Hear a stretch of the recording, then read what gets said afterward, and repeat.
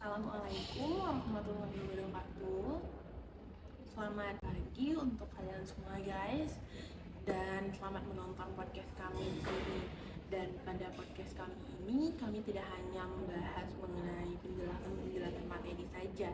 Di sini kami juga membahas mengenai edukasi dan bagaimana agar kita terutama pemuda nih supaya kita bermanfaat dalam kehidupan sosial kita gitu.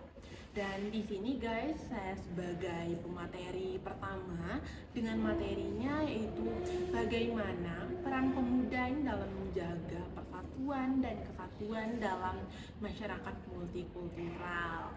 Dan yuk kita bahas lebih lanjut gitu. Dan guys, dapat kita ketahui bahwasannya masyarakat multikultural ini adalah masyarakat yang terdiri dari latar belakang yang berbeda-beda. Perbedaan ini tuh mencangkup suku, budaya, agama, ras, serta bahasa. Dan lebih bagusnya lagi, di banyaknya perbedaan ini kita masih bisa hidup berdampingan, kita masih bisa saling menghargai gitu. Dan contoh mudanya aja gini guys, kita nih Indonesia nih terdiri dari banyaknya suku Batak, suku Minang, suku Bugis, suku Jawa, dan banyak lagi suku-suku lainnya nih. Tapi kita tuh kan masih berada di satu negara yang sama. Kita masih bisa saling menghargai, kita bisa saling mengayomi satu sama lain. Dan guys, kita kan sekarang hidup di tengah-tengah warna-warninya, beragamnya perbedaan yang ada gitu kan. Dan ini tuh keren banget tau guys. Dan dengan adanya perbedaan ini, Indonesia tuh dicap sebagai negara yang memiliki suku dan budaya terbanyak di dunia. Ini achievement sendiri dong bagi bangsa Indonesia gitu. Nah, akan tetapi di sisi lainnya, jika perbedaan ini nggak kita jalan dengan semestinya atau kita apain dengan semestinya gitu, ini akan menjadi suatu sumber besar, suatu dasar bagi penyebabnya konflik di tengah-tengah masyarakat kita. Nah, di sini nih guys, peran kita para pemuda nih untuk menjembatani adanya perbedaan supaya tidak ada terjadi konflik dalam masyarakat gitu. Dan kita tuh gak perlu lah mulai dari hal-hal besar kayak ini kayak itu. Itu cukup mulai dari hal-hal kecil gitu yang bisa kita lakukan dalam kehidupan sehari-hari kita. Contoh kecilnya aja kayak kita tuh saling menghargai dulu. Saling menghargai di sini tuh kita tuh memahami bahwasannya semua individu, semua orang tuh terdiri dari latar belakang yang berbeda-beda. Bahkan kita pada satu daerah pun kan kayak kita tuh terdiri dari suku yang berbeda, terdiri dari agama yang berbeda gitu. Dan semestinya guys, kita tuh gak perlu menjudge teman kita yang berbeda dengan kita. Dan ini dapat kita terapkan di kehidupan kita, kayak misalnya kita nih kan lagi kuliah nih, terus otomatis banyak dong yang berbeda dengan kita, apalagi kayak kebudayaannya, keagamaannya. Dan di sini kita nggak perlu lah ngejudge, kita kayak hargai aja, kita hargai bagaimana cara beribadahnya, kita hargai bagaimana keseniannya, kita hargai bagaimana budayanya, jangan malah ditertawakan. Kan sekarang ini dikit-dikit ditertawakan ya, kayak ih lucu loh budayanya kayak gini, nggak boleh gitu gitu. Kan mana tahu budaya kita di dia tuh kayak aneh juga kan. Nah terus kita kayak cukup menghargai aja, itu kan hal-hal kecil ya, tapi itu sangat berarti loh bagi orang yang suka dijudge ibadahnya gitu. Nah kita sebagai anak muda nih juga dapat untuk menjaga sikap toleransi kita gitu. Toleransi itu kalau ada orang yang berpendapat beda dengan kita, kan kita langsung ini salah, bukan kayak gitu. Kita kayak menerima aja dulu, mana tahu iyalah emang beda lah pikiran kita sama pikiran dia kan. Jadi kita nggak usah lah langsung perkataan kamu ini salah, pendapat kamu ini salah, kan yang benarnya ini, bukan kayak gitu guys. Kita tuh harus saling toleransi. Dan kita dapat terapkan kayak gimana ya, misalnya ada nih teman kalian yang lagi ngerayain hari besar agamanya. Terus kita kayak beri aja ucapan kecil, selamat hari raya ya gitu. Ada juga loh guys, kita ada orang Cina gitu yang ngerayain hari besarnya, dia juga ngasih angpau kan, itu juga ibanya manfaat lah bagi kita. Dan terus kalau kita ngucapin gitu, dan otomatis kalau kita ngerayain hari besar kita, dia juga ngucapin kok. Jadi dari yang kita lakukan ini nggak ada kita berdampak negatif terhadap diri kita gitu. Lalu selanjutnya kita sebagai anak muda nih juga dapat kayak menjaga etika dalam bermedia sosial. Zaman globalisasi ini kan lagi marak-maraknya ya media sosial, kayak kita apa-apa media sosial, kayak seorang kan kita kesini post di media sosial gitu. Akan tetapi kita tuh harus menjaga, kita harus memilih dan memilah bagaimana cara kita berinteraksi di media sosial, bagaimana kita menerima informasi, bagaimana kita men-share informasi gitu. Kita saring terlebih dahulu. Nggak semua kok yang di media sosial itu sesuai dengan kenyataan yang terjadi di kehidupan nyata, ya kan? Nah, terus janganlah kayak sebarkan hoax, kayak meme-meme yang nggak berguna. Ada loh yang lagi viral yang nyebarin meme presiden kita sama mantan presiden kita kan, itu kan sama aja nimbulin dampak negatif bagi dirinya sendiri. Janganlah guys, kita ini kan anak muda gitu, kita tuh harus menjaga etika banget dalam bermedia sosial ini. Bukan hanya itu sih guys, kita juga dapat kayak menjadi contoh yang baik dalam masyarakat, yang mana kita anak muda ini kan agen perubahan gitu. Kita harus menjadi contoh teladan, sopan santun. Dan kalau ada teman kita yang berkonflik nih karena adanya perbedaan, itu janganlah jadi api-api yang membara. Kan biasanya anak muda nih suka nih kalau ada yang berkonflik, takui gitu kan. Janganlah guys, kita gitu, kita tuh sama-sama satu Indonesia. Bahkan perbedaan ini menjadikan kita Indonesia. Bahkan perbedaan ini juga dibungkus dalam Bhinneka Tunggal Ika, yang mana berbeda-beda kan tetapi tetap satu. Dan guys, sebagai anak muda yang ingin bermanfaat ya, kita tuh juga dapat kayak ikut organisasi atau kegiatan sosial lah gitu.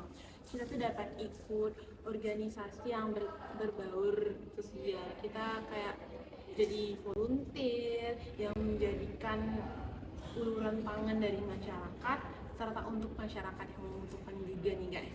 Nah terus kita tuh di organisasi ini kita dapat bekerja sama, kita dapat menumbuhkan rasa empati kita dapat membantu orang-orang yang membutuhkan, kita dapat bekerja sama dengan orang-orang yang dari latar belakang yang berbeda-beda tentunya. Dan pada organisasi ini kita tuh bagus banget loh guys, kayak bertukar pikiran dari orang yang berbeda suku, berbeda agama, berbeda ras, serta perbedaan-perbedaan lainnya. Kita dapat menjadikan itu satu wadah untuk perubahan gitu. Kan ini tuh bagus banget loh. Kita jadi lebih bermanfaat, bukan hanya dari diri kita juga bermanfaat lah bagi orang lain. Kita dapat membantu orang yang membutuhkan, serta kita juga dapat menjalin silaturahmi nih antar sama kita. Jadi gak ada lah yang dampak negatif yang ditimbulkan dari hal-hal positif ini. Malahan kita dapat menghabiskan masa muda kita sebagai seseorang yang bermanfaat bagi orang lain, bagi diri kita sendiri tentunya. Dan guys, dapat kita ketahui bahwasannya peran pemuda ini bukan hanya penting, akan tetapi sangat penting untuk menjembatani adanya perbedaan di tengah kalangan masyarakat. Nah, bukan hanya sebagai jembatan, kita juga sebagai penengah. Kita dapat menjadi contoh, kita dapat menjadi teladan, kita dapat menjadi agen perubahan dari itu semua. Serta kita juga menjaga sikap menghargai kita, menjaga sikap toleransi terhadap sesama, serta menjaga etika terutama ya teman-teman, untuk menjaga persatuan dan kesatuan di tengah-tengah masyarakat multikultural ini. Mungkin sekian aja sih dari materi saya, dan kalau ada teman-teman nih ingin ditanyakan juga boleh guys. Nah, menurut kamu, apa sih tantangan yang dihadapi pemuda dalam mewujudkan masyarakat yang harmonis di tengah perbedaan suku, budaya, dan agama? Dari yang saya lihat nih ya, kayaknya tantangan yang paling besar itu deh, partisipasi dari masyarakat tersendiri.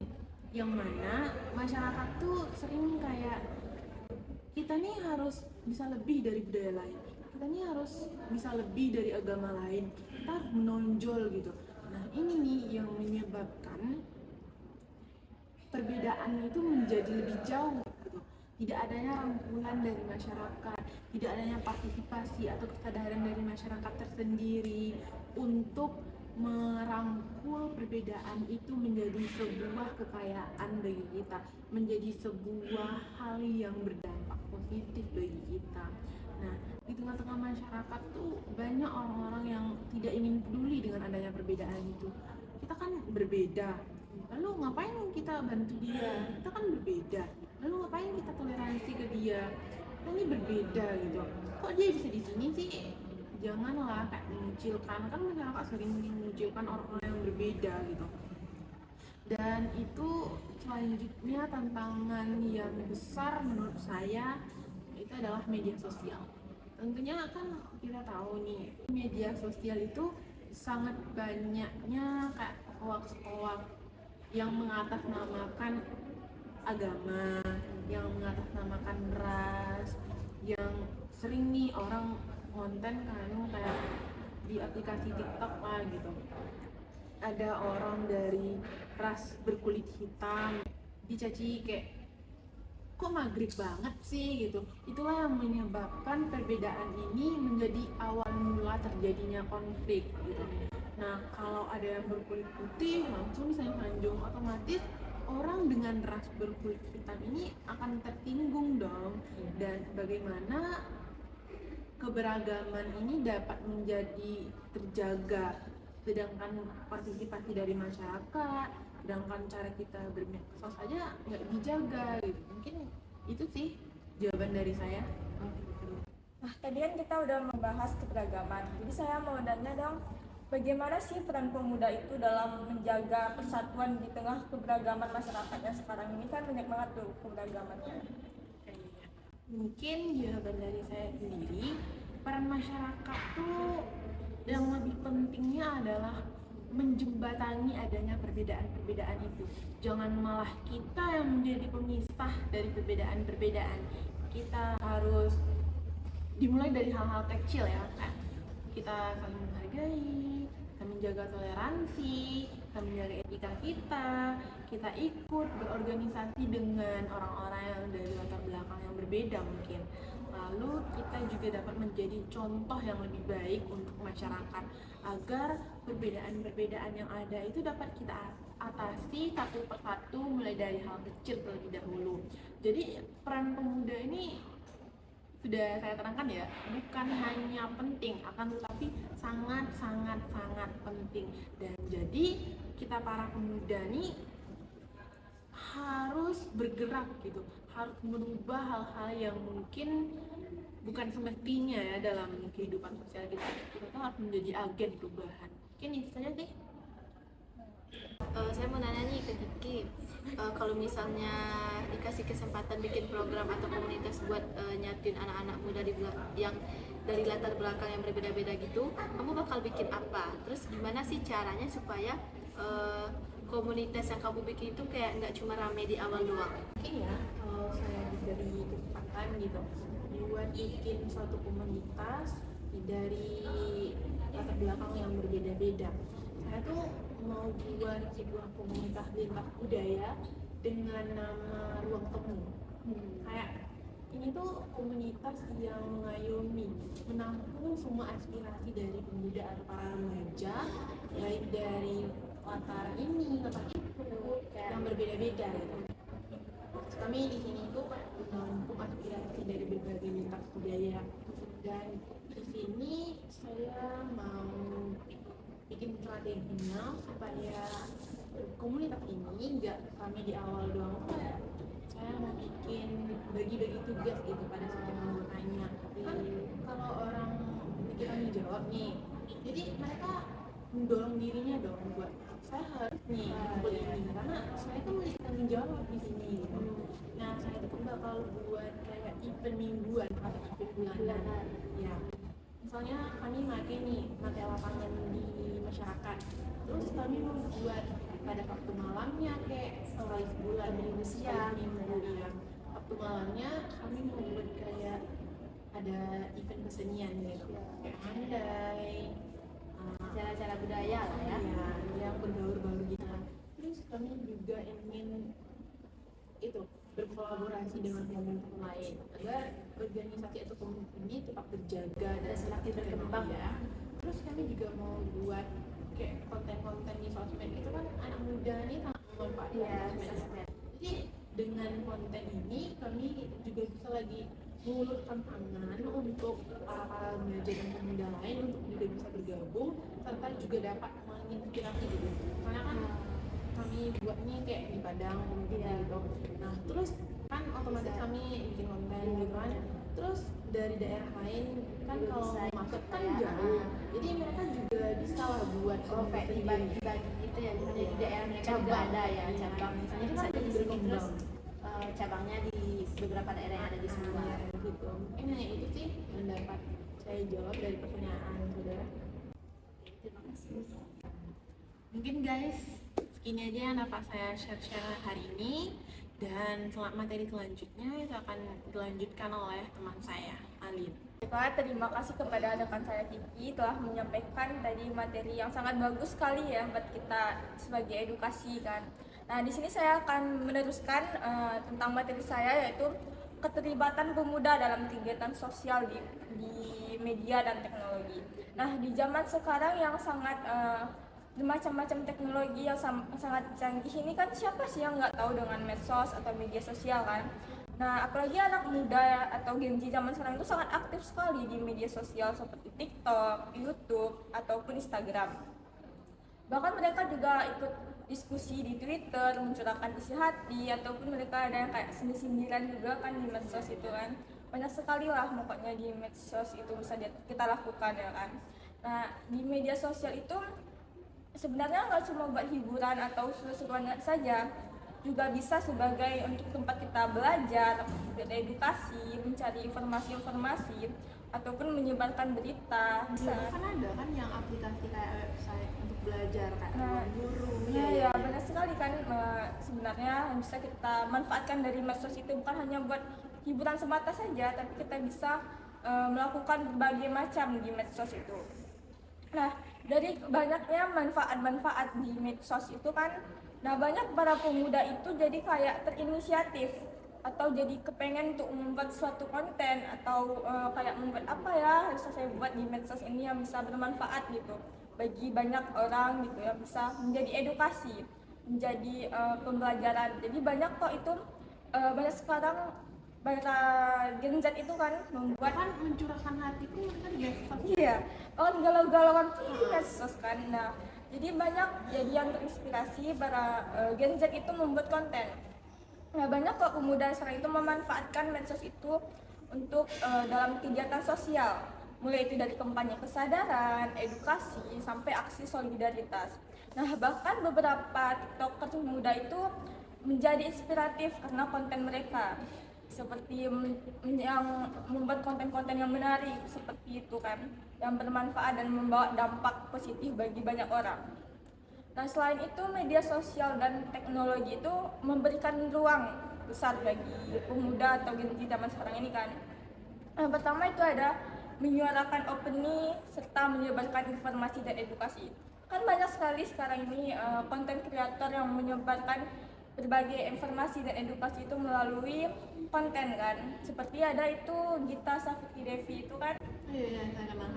Ya itu kan dia menjadi contoh yang aktif dalam kegiatan sosial media melalui teknologi itu kan. Dia menggunakan platform seperti Instagram, YouTube untuk menyuarakan isu-isu sosial yang seperti kesetaraan gender, kesehatan mental, toleransi beragama, dan body positivity. Nah, kontennya ini bersifat edukatif, relatif, dan mendorong diskusi kritis di kalangan anak muda. Terus juga ada membuat konten yang mendukung kegiatan sosial seperti para grup. Oh iya. Nah, itu kan bersih itu ya. iya, itu kan adalah sekelompok anak muda yang aktif dalam sosial media, yang menggunakan sosial media itu untuk membuat konten yang itu membersihkan lingkungan. Bahkan pemerintah pun ikut gara-gara. Nah, iya, gara-gara pandangan untuk itu mereka membersihkan sungai-sungai, banyak kan itu sungai-sungai di Jawa itu banyak yang mereka bersihkan sampai bersih dan semenjak itu sampahnya kan. Nah, itu mereka bukan hanya membuat konten saja, itu juga sebagai pelajaran bagi orang-orang akan pentingnya kebersihan lingkungan itu kan. Jadi membuat masyarakat luas itu sadar betapa pentingnya kebersihan dan ternyata Indonesia itu banyak banget ya sampah yang berserakan ya kan. Jadi karena mereka membuat konten, timbullah kesadaran dari masyarakat yang luas untuk menjaga kebersihan. Bahkan udah dibuat konten aja masih banyak kok orang yang buang sampah sembarangan yang tidak menjaga kebersihan. Tapi juga ada loh konten-konten kreator yang kayak anak-anak kecil juga terinspirasi kan dari pandangan itu yang Iya banyak itu sampai-sampai semua itu ikut menolong masyarakat kecil kan, menolong membersihkan sungai atau kayak selokan pun banyak sekali sampahnya ya kan. Parah sih, parah. Orang Indonesia ini udah dikasih contoh saja masih tidak peduli dengan akan lingkungan kebersihan itu kan. Nah, setiap aksi bersih-bersih mereka itu mereka edit yang menarik. Jadi lalu dibagikan ke media sosial seperti TikTok tadi kan. Ya agar menonton itu nggak bosan gitu. Nah, hasilnya itu banyak orang yang peduli tadi kan yang ikut turun tangan, bahkan pemerintah pun mulai merespon kan. Walaupun seperti itu pun masih banyak juga yang tidak peduli dengan kebersihan. Nah, dengan strategi ini media dan teknologi itu menjadi jembatan aksi nyata di lapangan dan kesadaran publik yang lebih luas. Nah, pendapatan ini menunjukkan bahwa perubahan itu bisa dimulai dari konten yang bermakna. Selain mereka membuat konten itu menjadi cuan juga sih bagi mereka ya kan. Dari mereka membuat konten, terus banyak yang menonton, banyak yang like, banyak yang share, dan itu mereka mendapatkan hasil uang juga kan. Jadi dari bukan hanya untuk orang lain, tapi juga untuk diri dirinya sendiri ya. Sebagai jadi banyak banget kan itu dampak positifnya. Yang pertama lingkungan kita jadi bersih, terus banyak yang jadi inspirasi dan mereka juga mendapatkan uang dari konten-konten yang mereka buat. Nah, kan banyak sekali itu manfaat medsos selain dari hiburan, dari galau-galauan cinta-cintaan itu kan. Iya, banyak banget yang bisa kita lakukan di medsos zaman sekarang ini. Nah, juga medsos itu juga bisa kita gunakan sebagai menggalang dana online. Kan banyak banget itu di Indonesia ini anak-anak yang telantar sekolah, orang-orang yang tidak memiliki rumah, bahkan kasihan banget kan ada di jembatan yang bahkan untuk makan saja mereka nggak mampu gitu. Banyak juga orang yang korban bencana alam. Nah, dari medsos inilah kita bisa nanti menggalang dana online untuk membantu orang-orang yang seperti itu. Karena kadang kalau mau mengandalkan pemerintah kan kadang nggak terlihat semuanya oleh pemerintah. Ada loh hashtag yang viral dulu baru itu kan. Nah ya, baru diviralkan dulu baru diangkat kan. Zaman sekarang itu kan harus dari medsos dulu mulainya. Kalau nggak diviralkan orang nggak tahu kan. Nah, dari situlah kita bisa membuat penggalangan dana online seperti untuk menolong-nolong orang-orang yang hidupnya sangat perlu dikasihani gitu. Jadi kalau ada orang yang ingin berdonasi, ini kan tidak perlu kita kayak bawa-bawa minta ke jalan-jalan gitu, memanfaatkan media sosial gitu. Jadi kita dari situlah nanti banyak orang yang melihat kan, menonton, jadi banyak juga orang yang mempunyai hati nurani, empatinya, nanti mereka mengirimlah rezeki mereka itu untuk berbagi pada orang-orang yang membutuhkan itu kan. Ya sih, banyak sih yang saya ketahui kayak ada loh kayak Andi Tolong yang itu udah banyak sih sekarang kayaknya anak-anak yang tidak sekolah di sekolah kan banyak itu yang udah membantu mereka memberi sembako, apalagi di sekitaran Pulau Jawa kan banyak sekali. Di balik gedung-gedung yang tinggi itu banyak terdapat perumahan kumuh kan, yang bahkan untuk tidak layak untuk ditempati lagi kan. Itu kan sangat memprihatinkan. Dari media sosial ini kan kita tahu gimana kan keadaan di sana. dari media sosial inilah kita mengetahui banyak sekali orang yang tidak beruntung kan di dunia ini ternyata, dan kita masih termasuk orang yang beruntung dan masih bisa menggunakan medsos. Alhamdulillahnya kita di sana juga kita dapat bersyukur ya. Iya, dari situ juga kita dapat bersyukuri, berarti oh hidup kita masih ya, alhamdulillah lah gitu Jangan daripada lah orang kayak kok saya kayak gini banget gitu. Kan kan masih banyak ada juga. iya. Banyak juga tuh Genji yang sampai bunuh diri cuma karena iya. cinta. Kan ya kayak oh hidup lo masih mendingan loh gitu daripada orang-orang yang bahkan untuk makan aja mereka nggak bisa, masa ya kita yang masih berkecukupan lah gitu Gara-gara kan. cuman itu. Ya gitu, sampai mengakhiri hidupnya cuma karena cinta, kan banyak itu yang sekarang kayak gitu. Nah, dari akun ini kita akan menjadi petunjuk mereka seringkali kita gunakan untuk sarana menggalang dana itu kan. Nah, melalui video-video yang kita unggah di TikTok, mereka mengajak penonton untuk berdonasi tadi, baik itu melalui fitur live maupun informasi rekening yang ditampilkan dalam poster ataupun video. Nah, dari penjelasan saya tentang media sosial tadi kan itu pasti banyak sekali menimbulkan pertanyaan-pertanyaan kan. Nah, mungkin ada di antara kalian yang ingin bertanya gitu. Mungkin itu sih aku mau nanya, kan tadi ada bahas tentang dukungan mengenai kegiatan sosial ya, kayak tadi ada konten kreator Pandawara Group. Nah, di sini nih kita kan sebagai mahasiswa nih, otomatis kegiatan sosial seperti apa sih yang dapat kita lakukan dalam lingkungan kampus nih gitu.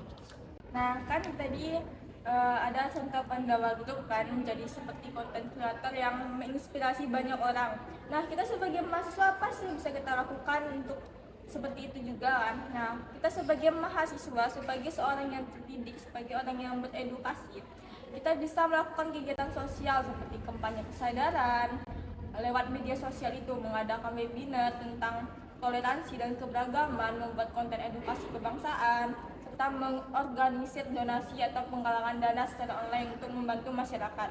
Dari situ nanti kita memanfaatkan media sosial dan digital yang ada di zaman yang sudah canggih sekarang ini kan. Jadi bukan hanya kita menghabiskan kuota saja untuk main-main buka TikTok, YouTube Kan gitu. kayaknya kalau ada nih masalah-masalah sosial di sekitar kita, misalnya kita kayak suarakan ini butuh bantuan nih gitu, mana tahu ada juga kan dari rekan-rekan kita yang mau membantu. Nah, ya jadi dari medsos itulah kita bisa menyuarakan apa yang kita ingin sampaikan gitu. Jadi dari situ nanti kita akan banyak mendapatkan manfaat ataupun dampak positifnya. Di banyak orang yang terinspirasi kan itu udah sebagai pahala juga sebagai kita kan. Kita menyampaikan ilmu gitu kan. Bukan mulia. Selain itu kita juga dapat menolong gitu ya kan. Iya, dari medsos itu. Mungkin itu sih kayaknya inspirasi bagi mahasiswa gitu. Kan di kalangan kampus kayaknya banyak ya yang orang-orang kayak pemulung, bapak-bapak pedagang, ibu-ibu pedagang, yang pedagang-pedagang kaki lima, apalagi di depan kampus ini kan. Nah, kita tuh bisa buat konten lah tentang kehidupan mereka. Kan selain kita dapat pahala dari menolong orang itu, kita juga dapat menginspirasi gitu ya. Menginspirasi banyak orang gitu kan. Jadi orang tuh memiliki kesadaran dan empati gitu kan.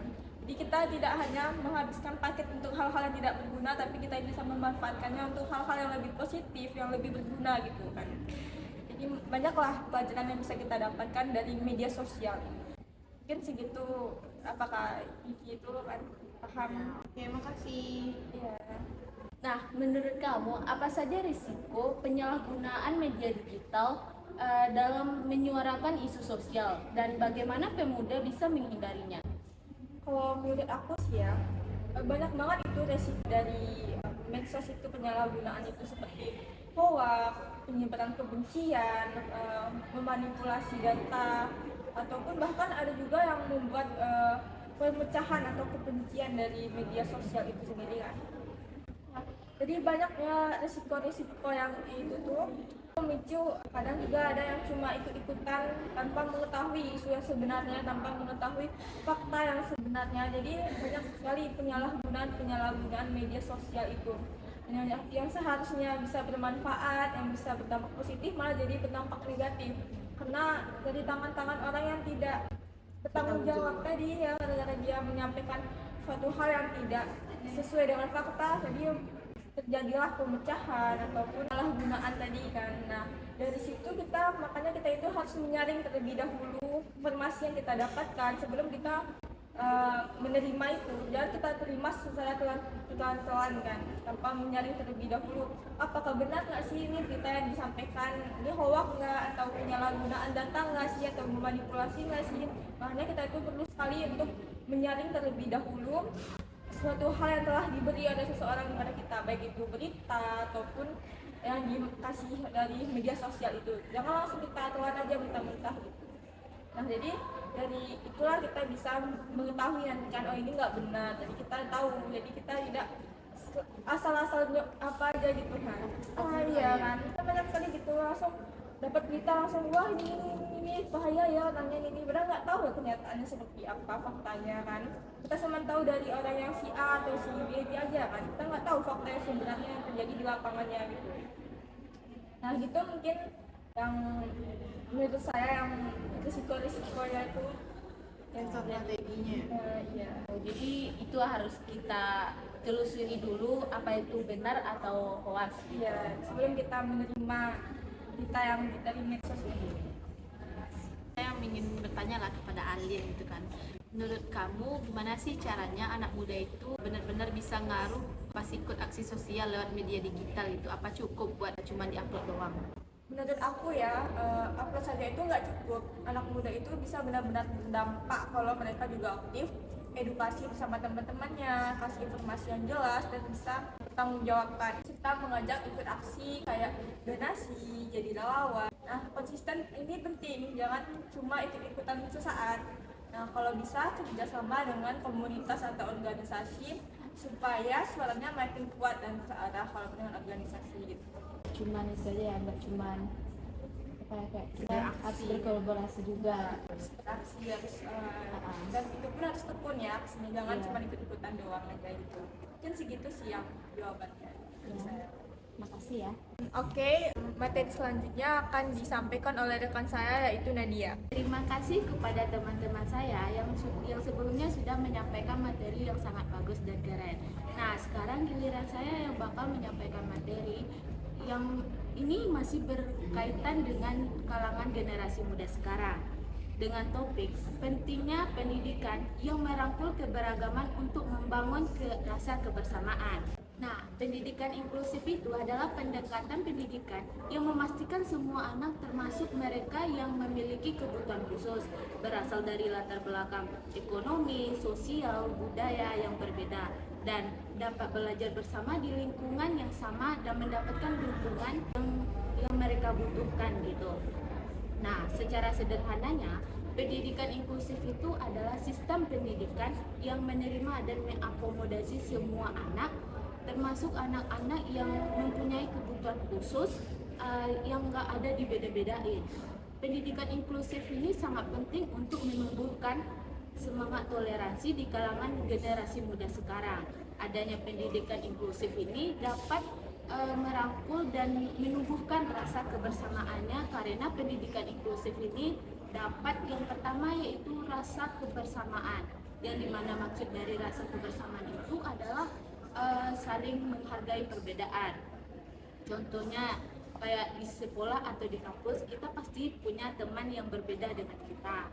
Contohnya ada yang mengerjakan soal secara cepat, ada yang mengerjakan soal membutuhkan waktu yang lama, dan ada juga yang kayak lebih suka berbicara di depan kelas, dan ada juga yang lebih nyaman untuk mendengarkan materi dari teori saja ya. iya, nah gitu. Nah, semua itu wajar karena setiap orang itu mempunyai cara belajar yang berbeda. Teman yang mempunyai kebutuhan khusus juga mempunyai hak untuk belajar dan berkembang. Bukan berarti teman yang mempunyai kebutuhan khusus itu bukan berarti dia berkurang, tetapi mereka itu butuh cara untuk memahami pelajaran yang Gitu ya, cara lain ya. iya cara kayak kita. iya gitu. Nah, yang selanjutnya yaitu bekerja sama.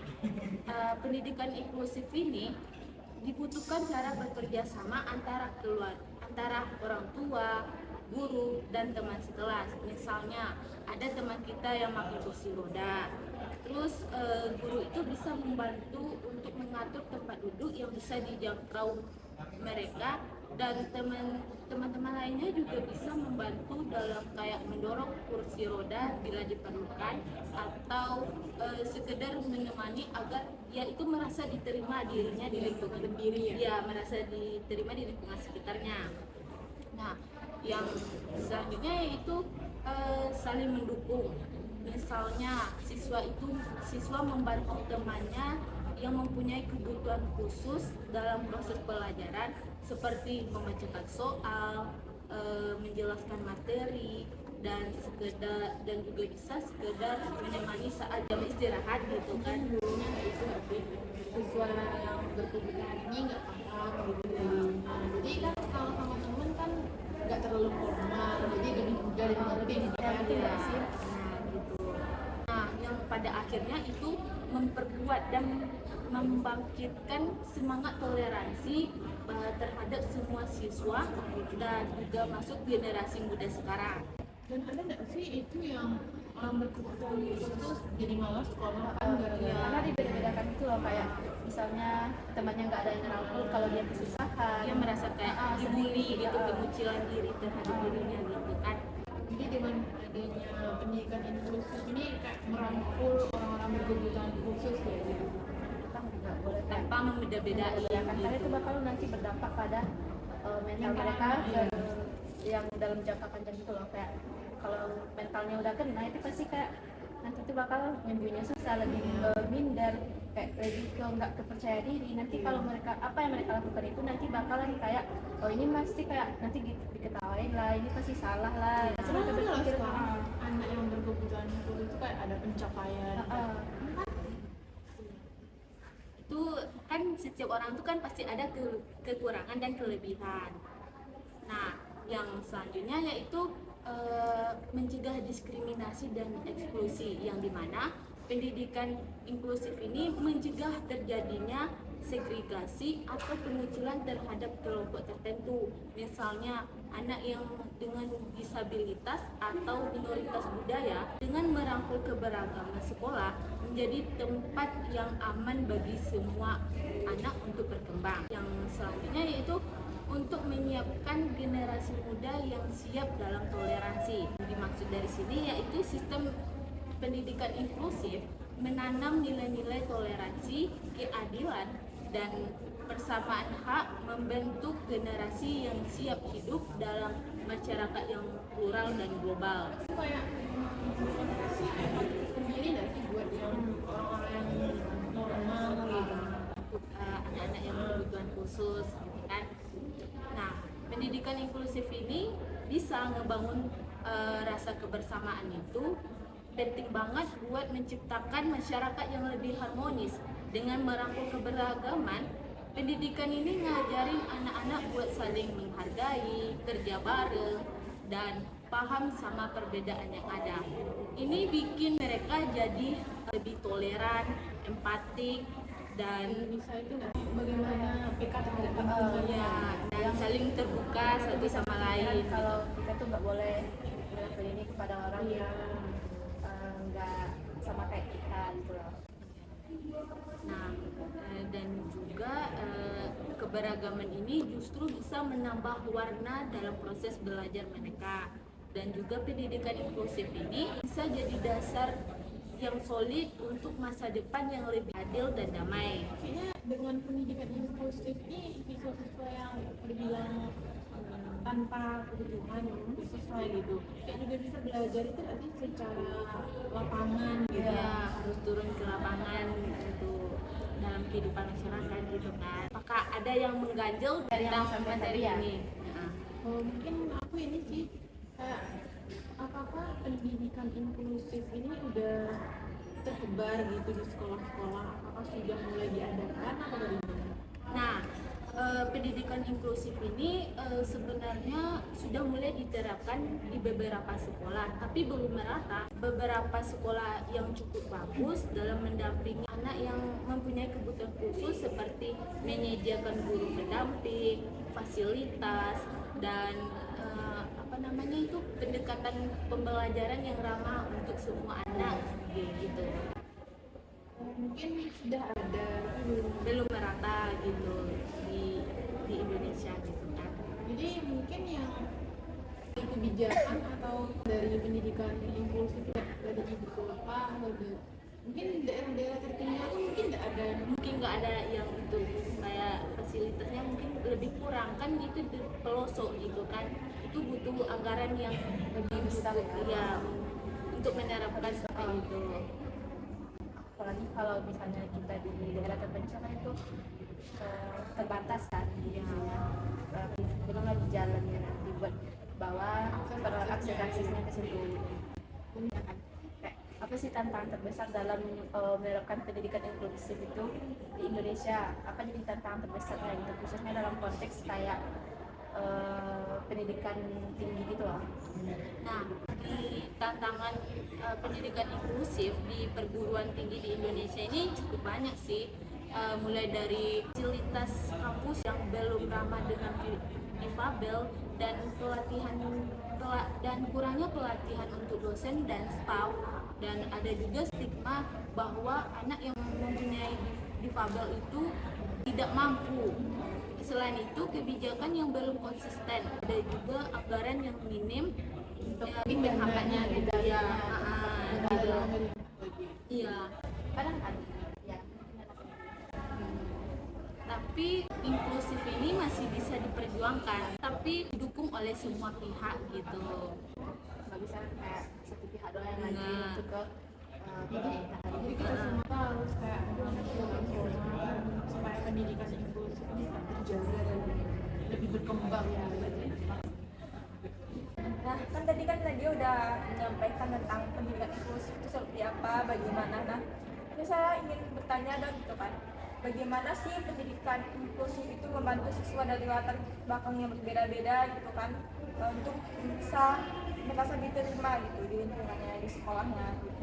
Nah, baik, saya akan menjawab pertanyaan dari Alin yang menurut saya sih, pandangan saya, bahwa pendidikan inklusif ini membantu siswa dari latar belakang berbeda merasa diterima karena semua orang diperlakukan setara tanpa memandang perbedaan mereka, baik dari perbedaan fisik, sosial, ekonomi, atau cara belajarnya. Di lingkungan inklusif, guru dan teman-teman belajar untuk saling menghargai dan mendukung.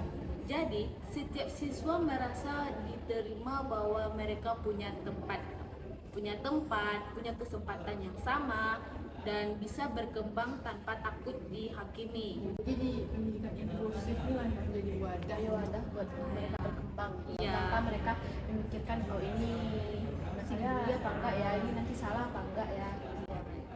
Nah, intinya, sekolah jadi seperti rumah kedua untuk anak yang mempunyai kebutuhan khusus gitu.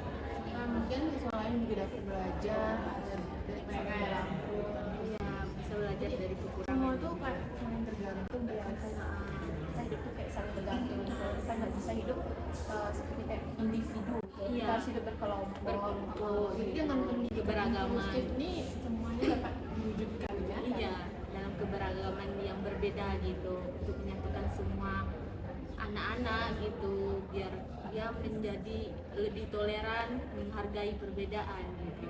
Oh, jadi seperti itu ya, pendidikan inklusif itu bagi anak-anak yang dari latar belakang yang berbeda. Kayaknya ini butuh rangkulan lah kayaknya pendidikan inklusif ini sebuah wadah untuk merangkul siswa-siswa yang berkebutuhan khusus serta juga untuk menimbulkan rasa empati ya dari Iya. siswa-siswa biasa terhadap orang yang berkebutuhan khusus. Jadi saling merangkul setiap perbedaan yang terdapat. Di segi apapun, mereka merangkul semuanya gitu. Kasih pedang. Nah, mungkin itu saja yang dapat saya share kali ini, dan mungkin materi yang selanjutnya bakal dilanjutkan oleh teman saya, Natasha. Terima kasih ya kepada teman-teman yang udah nyampein materi yang sangat amat keren nih. Mungkin pada kesempatan kali ini saya akan menyampaikan materi tentang strategi digital dalam menyebarkan semangat kebangsaan dan juga persatuan. di zaman yang digital kayak sekarang nih, informasi kan bisa tersebar dengan cepat. Nah, kita bisa memanfaatkan kekuatan teknologi buat nyebarin semangat kebangsaan dan juga persatuan, terutama buat kalangan Gen Z, anak muda kayak kita yang aktif banget di media sosial. Nah, soalnya kan dalam dunia yang serba terhubung dan serba cepat kayak sekarang ini, kita penting banget loh buat ngajarin nilai-nilai kebersamaan dan juga toleransi. Maksudnya itu kayak meskipun beda-beda, kita tetap solid gitulah soal kebangsaan kan. Kalau ngebahas strategi ya, mungkin gimana cara pakai strategi digital yang baik buat bikin semangat kebangsaan itu makin nempel di hati kita. Yang pertama nih, penggunaan konten edukatif dan juga inspiratif. Ternyata banyak banget loh ternyata konten kreator muda yang bukan cuma cari viral aja, tapi juga nyebarin semangat kebangsaan dan persatuan lewat konten digital yang mereka bikin. Misalnya nih, Owen, kalian tahu Owen kan?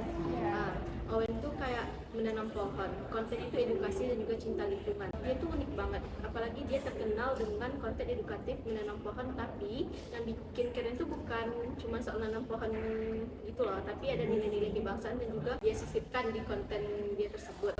Misalnya nih kayak menanam pohon bareng warga di berbagai daerah, mendorong semangat gotong royong dan peduli lingkungan gitu kan. Terus menunjukkan bahwa cita lingkungan itu bisa dimulai dari hal-hal kecil dan juga nyata. Begitupun juga dengan kita cinta kepada tanah air kita sendiri.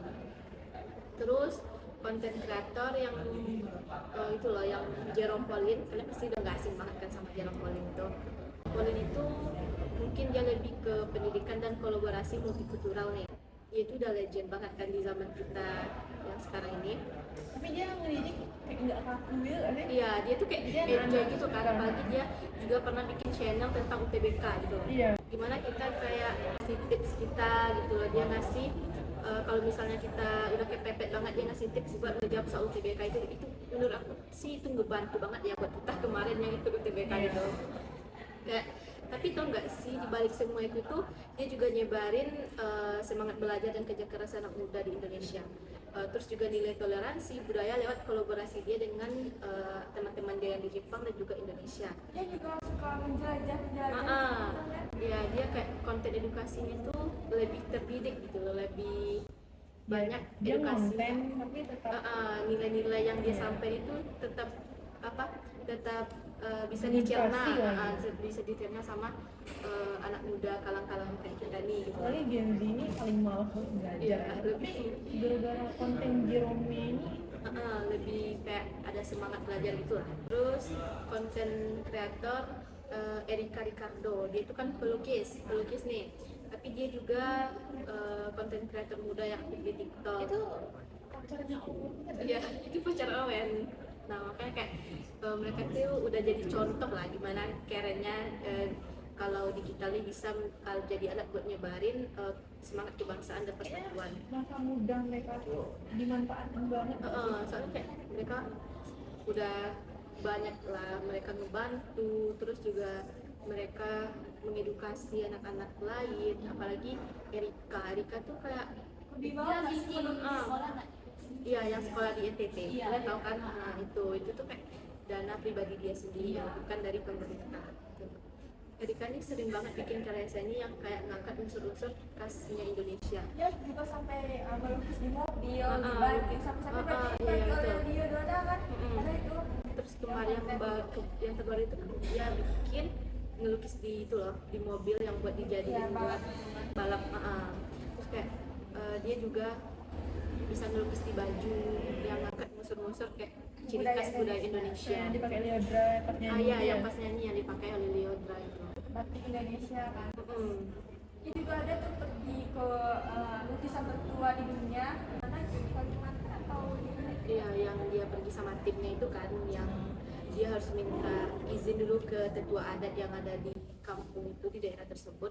Terus dia juga perjalanan ke situ tuh kayak nggak mudah gitu loh, walaupun yang mereka khawatir kayak cuma sawah-sawah, tapi kayak jalan ke situ tuh jauh banget gitu loh, apalagi pas dia udah mau naik ke itunya, ke goa tersebut. Goa itu sempit kalau buat masuk. Banyak pengaman. Terus selanjutnya nih kayak kita juga bisa membangun komunitas online nih. Kalian tahu Twitter kan? Nah Twitter tuh kayak ada satu komunitas namanya itu Pemuda Bersatu. Nah, komunitas ini tuh sering dipakai buat nge-share konten tentang persatuan anak muda Indonesia. Terus juga kalau kalian misalnya main Twitter nih, kalian juga bisa di komunitas tersebut tentang kayak video, gambar, dan juga aktivitas keren gitu loh di Twitter, yang bikin kayak kalian tuh bakalan semangat nanti buat menjaga Twitter dan KR ini. Twitter itu banyak digunakan untuk berita artis nggak sih? Iya. Iya. Ada juga sih, tapi kita harus kayak bisa ngambil positifnya gitu loh, kita nggak kayak harus terpengaruh sama berita-berita negatif. Ada juga di Twitter tuh yang komunitasnya agak nyeleneh, kayak komunitas marah-marah lah, yang kayak cuman kayak isinya cuman orang buat yang pemarah doang mungkin. Terus juga kayak penggunaan hashtag dan juga campaign digital kan.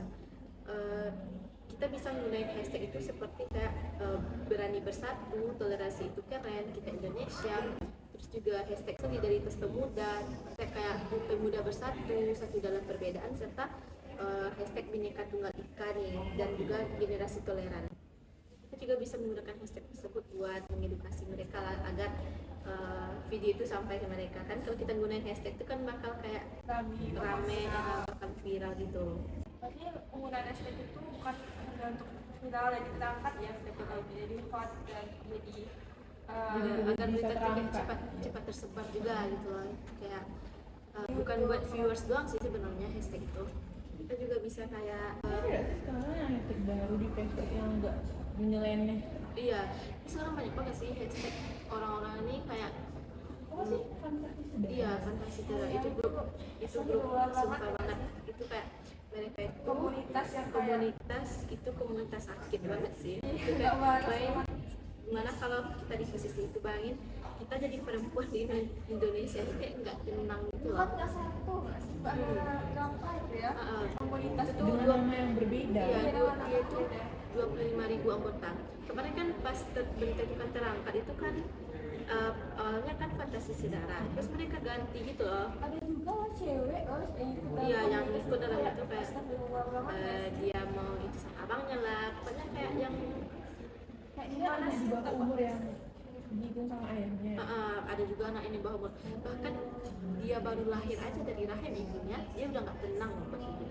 kayak ngeri banget Dia udah ditandai sama bapaknya sendiri, kan Tidak dibilang kayak gilanya orang itu. ngeri banget ya zaman sekarang Makanya kayak kayak otak ini mereka tuh tuh kayak nggak nggak aman buat kita kalau misalnya kita nggak bisa menjaga diri.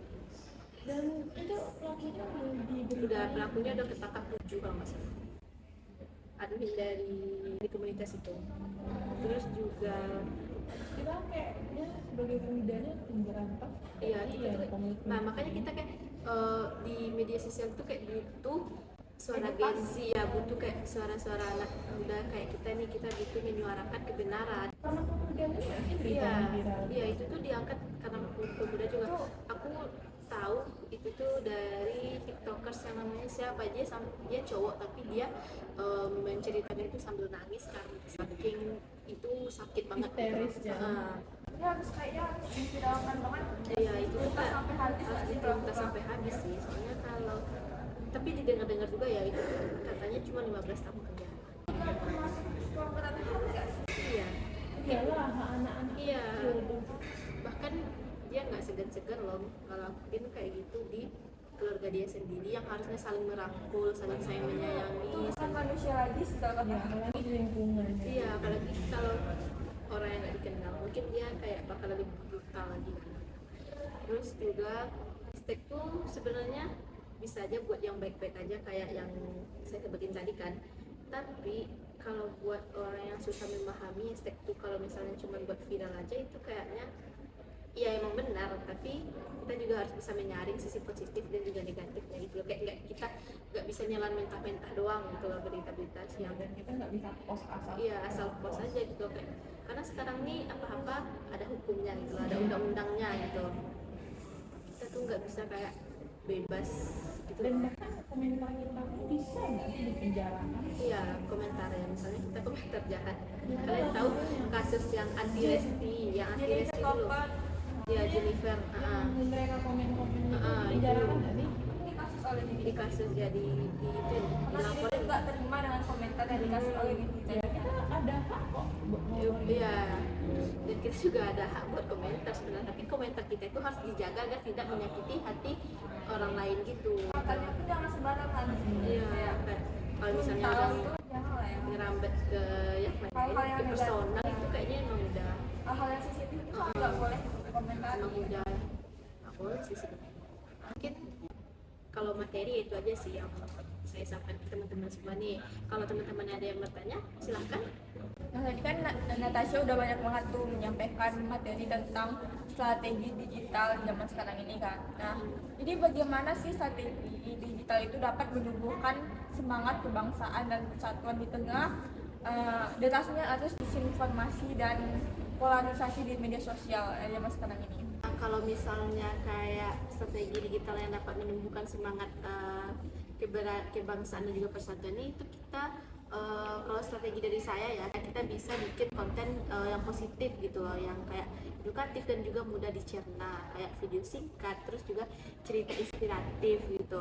Atau kita juga bisa berkolaborasi dengan komunitas lain gitu kan tersebut. Kita tuh kita tuh harus menggunakan media sosial tuh buat bersatu gitu, bukan buat memisahkan gitu kan. Dan yang paling penting sih ya kita harus selalu periksa fakta dulu kan sebelum berbagi gitu, agar tidak jadi simpang siur antar konten yang kita sampaikan tersebut. Tidak menimbulkan perpecahan. Ya, tidak menimbulkan perpecahan gitu, permasalahan buat bangsa kita. Menurut kamu, kenapa penting banget buat anak generasi muda sekarang itu mengerti soal toleran dan solidaritas, terutama di dunia digital yang cepat banget berubah gitu? Kalau menurut saya sendiri ya, penting bagi anak muda itu memahami toleransi dan juga solidaritas, karena mereka akan hidup di era digital yang sangat cepat, terus juga terbuka dan juga penuh perbedaan. Tanpa toleransi mereka mudah aja loh terprovokasi dan menyebarkan konflik di media sosial.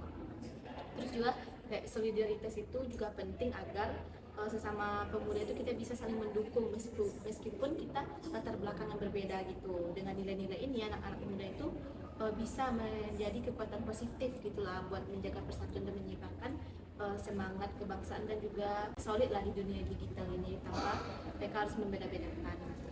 Kayak kita juga harus bisa menyaring berita sebelum kita sebar gitu kan, kayak orang-orang di luar sana tuh nggak mudah terprovokasi, nggak mudah dihasut sama konten yang kita sampaikan gitu. Jadi saling mendukung dia, saling mendukung, saling merangkul lah. Iya. Mungkin itu aja. Misalnya ini jadi konten kreator yang banyak diikut, terus kamu mau buat konten yang seperti apa gitu? Ada saya menjadi content creator udah viral gitu kan.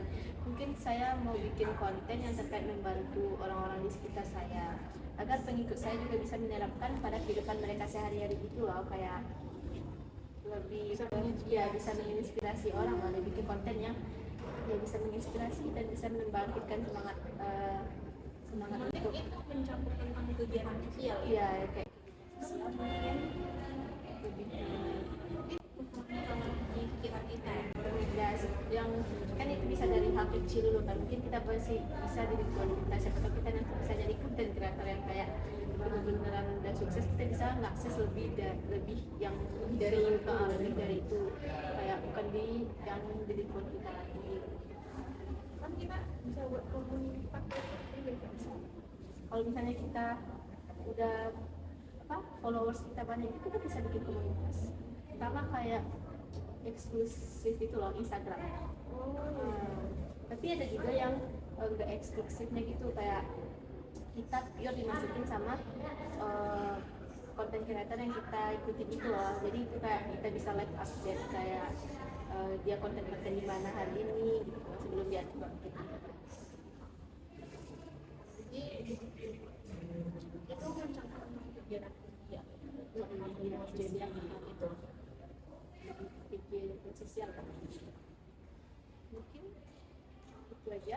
terima kasih. Oke guys, mungkin sekian aja yang dapat kami share pada podcast kali ini. Saya Kiki Alevanka. Saya Nadia Sawitri, saya Natasha Rahmatinsa. Dan saya Alim Mediana. Kami pamit undur diri. Bye bye.